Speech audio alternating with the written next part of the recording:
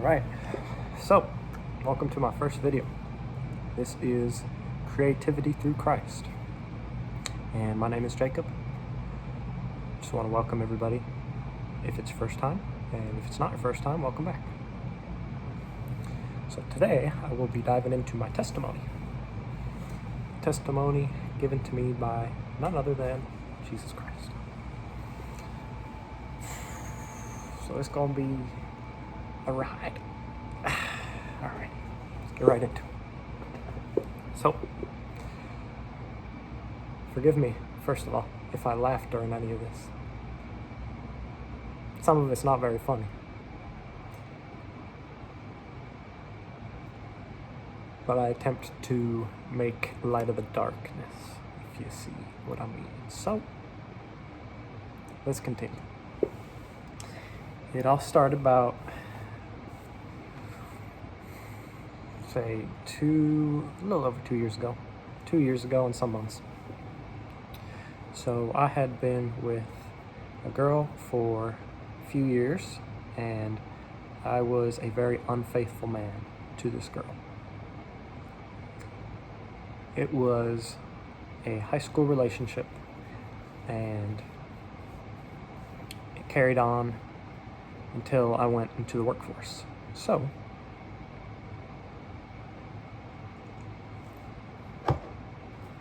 we were together about 3 years, as I said, and frankly, I was awful to this woman. I did just about anything wrong you could imagine.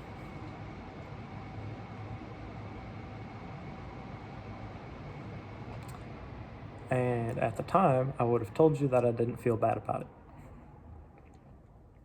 Now, looking back on it, I've become to grow broken because of my sin. And thank God for that. So, I was very manipulative and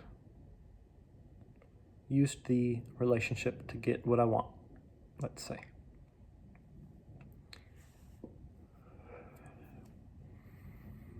Like I told you, I did not at all feel guilty or shameful about such manipulation. Now, let me first, before continuing, explain my motives a bit. So I believe that the truth will set you free, as the Bible does say. And it's been my experience that speaking the truth in a frank manner leads to something like healing. And I hope that by speaking the truth without any qualms about my character being brought into question will bring about something useful for those who watch. So, let me continue.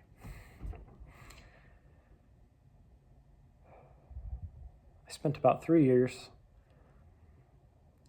using this woman, and we did all kind of immoral things together, like drugs and partying and what have you. Stuff a lot of people like.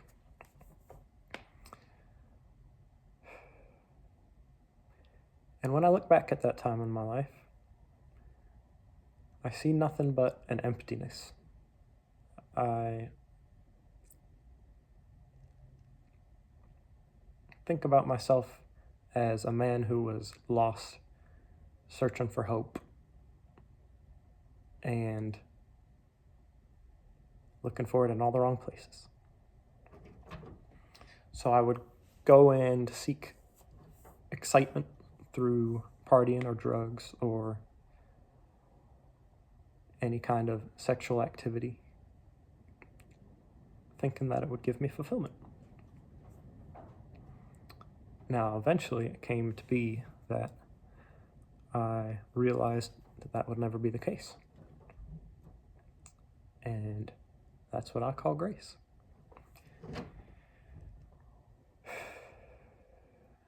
God gave me what I didn't deserve. And despite my drug use and my spiritual stagnation, let's say, God reached down to the depths of my sin and pulled me up. And at this time, I was incredibly anxious. Excuse me. I was also very depressed at times because I was hopeless. And, well, hopelessness comes when you don't have anything to look forward to. And I sure didn't have nothing to look forward to. So, hence the hopelessness.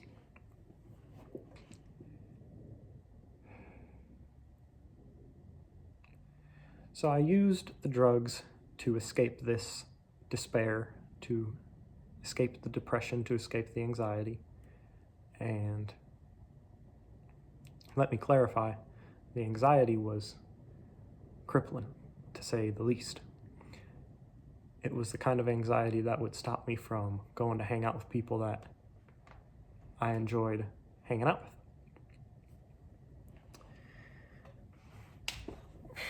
And the depression left me not wanting to get up in the morning. Left me feeling useless, which to some degree I am. But it's not a good headspace to live in all the time. So, as I said, I turned to drugs to attempt to solve these issues. And I turned to different worldly religions as well throughout different points of my life. At one point, I would have considered myself a Buddhist. At another, I would have said that I was Hindu or something like a Hindu, a believer in many gods, and a worshiper of many gods. And I had been an atheist at one point for several years because I had thought that there was no proof for God. I don't believe that anymore, thankfully. But I did. I also believed in what would be labeled as New Age spiritualism. And the occult. Now, I'm not here to condemn anybody who believes in these things. I understand why I was led to believe these things, and I can understand why others are led to believe these things. Especially things like the occult. There is genuine power in the occultic practices. And it is demonic. It's demonic power. Other things such as manifestation in New Age spiritualism are also demonic. They allowed me a sense of control for a short while, but led me to be disconnected from people around me and myself. So, during the time when I was with this girl, I took many psychedelic drugs, and if you're at all familiar with ego death or psychedelics, you may know that people tend to encounter what they describe as entities on these psychedelics. And, excuse me, I did a very potent psychedelic called dimethyltryptamine, or DMT for short, which exacerbated the belief in many gods, essentially. And I started to worship these false idols because they showed me things about myself that I was not yet willing to look at, or I had not yet known about myself. So I found this incredibly intriguing and surprising. They had shown me things like insecurities and fears that maybe I didn't want to look at. And they showed me other things which I didn't know at all. And it completely opened my eyes to the reality of what I would call the spiritual realm. So, to dive in a little bit to the experience and the experience itself, I perceived these entities who greeted me like old college friends, let's say. Now, I've never been to college, but you get what I'm saying. They greeted me like I was an old buddy. And they were telling me there was these different aspects of myself that I needed to let go. And my understanding now is that letting go of these insecurities and these fears would lead to ego death. For those who are not familiar, your ego is your sense of self and what you derive your sense of self-worth from. So, ego death is, it's a scary thing, or it can be. I was very thrilled to have gone through it at the time because I thought I was unlocking some new information. And I'll tell you now, the only information I found out was that I don't know not a thing. And it made me very uncomfortable because I had been using the world and using people around me as I saw fit. And to understand, or to come to an understanding that I didn't know the consequences of these actions was unsettling, to say the least. So, as I said, I began to worship these beings, entities, what have you. And I started to care about them and their opinions more than that of the people around me, which is path to destruction, as Jesus has come to show me. So, I can't help but laugh because it's so absurd, so ridiculous. So, I began to focus on the fact of the existence of these entities, obsessively so. And, excuse me. And I did not care about nothing nobody had to say, because I figured the entities knew better. They taught me things I didn't know, right? Yeah, so go figure, right?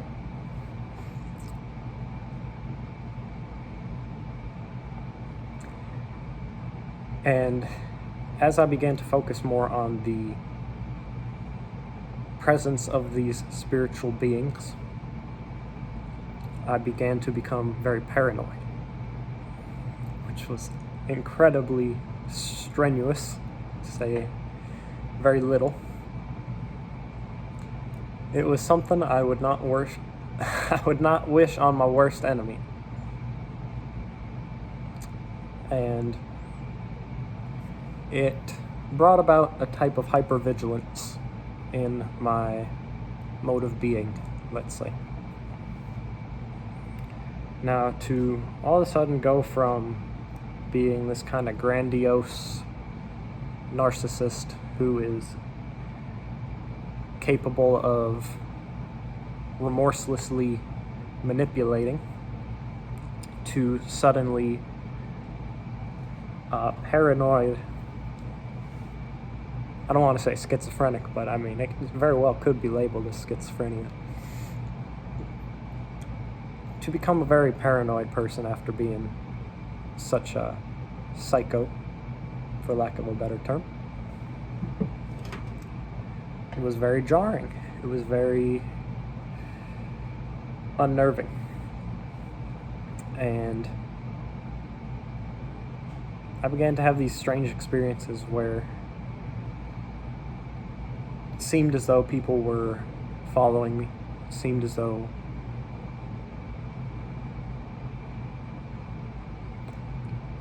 excuse me. It seemed like paranoia to me.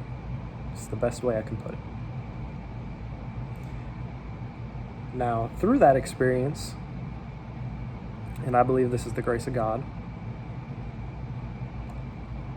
the only suffering that I went through after all this immorality was the frantic feeling associated with being paranoid. And it was around this time that I had what I would call a vision of Eden. Now, I was not Christian at the time. I had no reason to believe the Bible as far as I was concerned.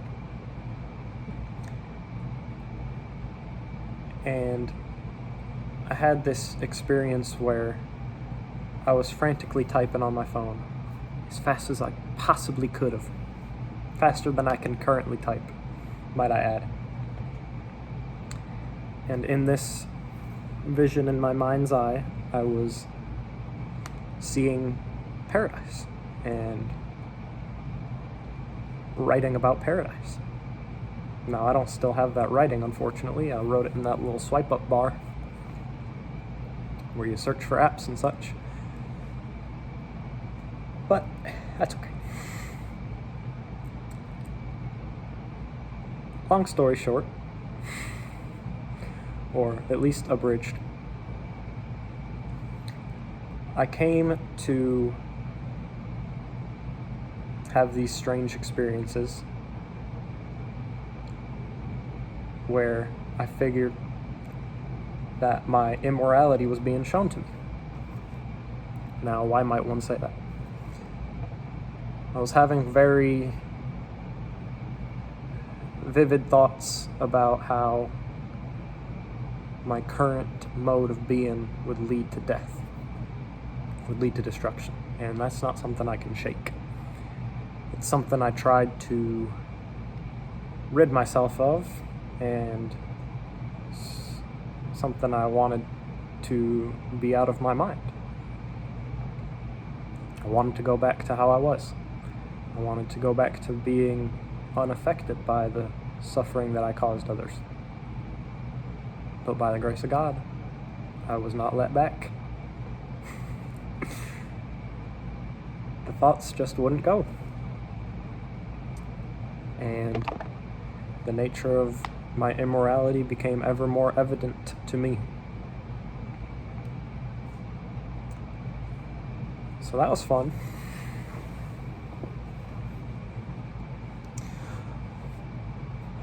After that string of experiences,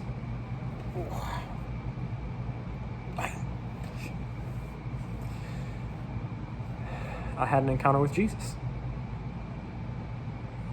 And I know lots of people have encounters with Jesus. Excuse me.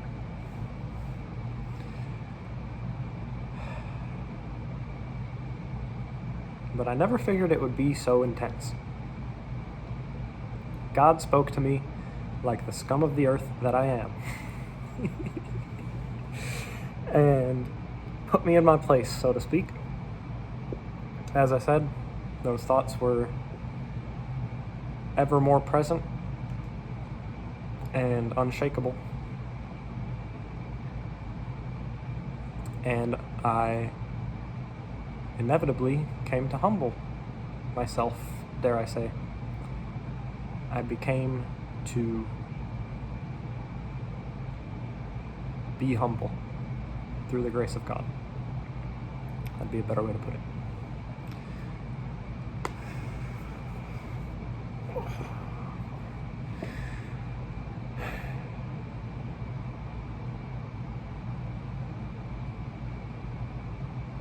So, all that to say, it was a very intense, vivid experience about the paradise that is described as Eden. And all of it lined up with the morality of Scripture, which is something I came to realize after delving deeply into the Scriptures. Now, why I did that? Probably because Jesus said to.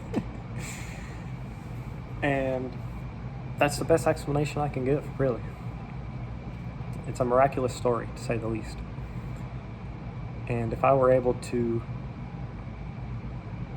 express more intently how I feel or felt, and, well, still feel to this day to some degree, and make it be that people could understand and sympathize with this experience, at least to a sure enough degree that they would come to Jesus, well, that would be wonderful. Because he completely changed my life. He got rid of my paranoia. He got rid of my anxiety. He got rid of my depression. He got rid of everything. And that's not to say it doesn't still exist somewhere in my mind, because, well, it's just not how the human brain works. Paranoia's still up here. I'm still vigilant. Whatever. It doesn't bother me. I'm not frantic like I used to be, thank God. I still have times when I wake up in the morning and I'm unmotivated. Still have times when I'm going to have an in-depth conversation and I get anxious or nervous about it. But that's normal. The important thing is that Jesus made it such that it wasn't something that would hold me back from giving my best anymore. Or at least trying to give my best. Through his strength, of course.